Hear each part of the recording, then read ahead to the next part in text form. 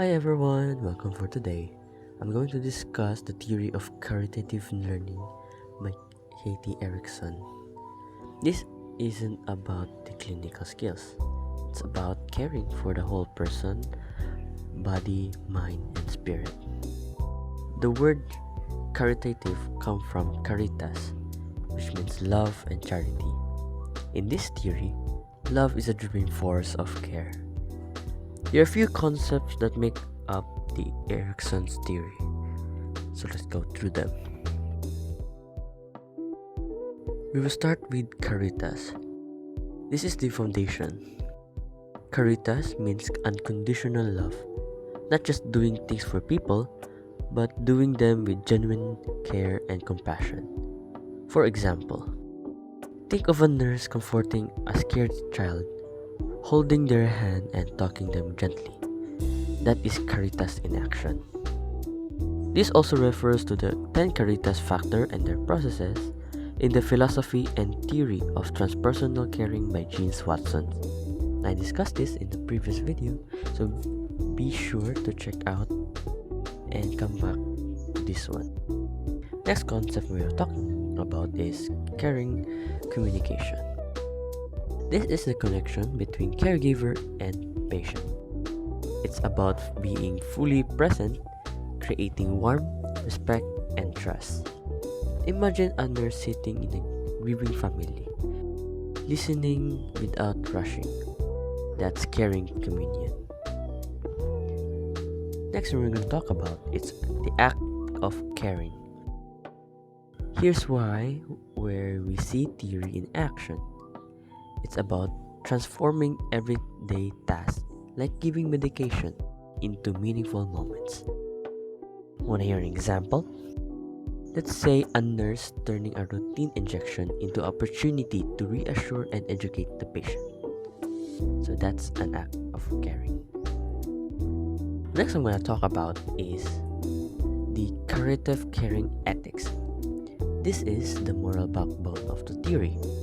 It's about respecting the dignity of every human being, recognizing their absolute worth. It's more than just following rules. It's about genuinely seeing the patient as a unique individual. Let's say, for example, a nurse has a patient who embarrassed about needing help with personal care. The nurse approached them with kindness and discretion, preserving their dignity. That's ethical caring. Next, I'm going to talk about plays a huge part in this theory, which is addressing the suffering. Erikson defines suffering as a struggle between good and evil, often tied to loss or change. But there is hope. The hope through reconciliation. Caregivers help patients store balance and wholeness. Let's say, for example, think of a patient learning to live with a chronic illness. A nurse might guide them through this journey with empathy, helping them with new meaning in life. Now that's reconciliation. Finally, let's talk about the invitation and caring culture. Invitation is how caregivers welcome patients into a space of trust and healing. And caring culture? It is the environment that supports these values. So let's say, for example, in a hospital, the values teamwork and patient-centered care. Everyone, from nurse to administrative staff, works together to create a positive experience. Now that's a caring culture in action. To conclude, we have here the nursing metaparadigm. As for the person, as a human being, it is seen as an entity of body, soul, and spirit, constantly in the process of becoming. The human being is fundamentally holy and seeks communion through love, faith, and hope, emphasizing the dignity and purpose. Next we have here is health.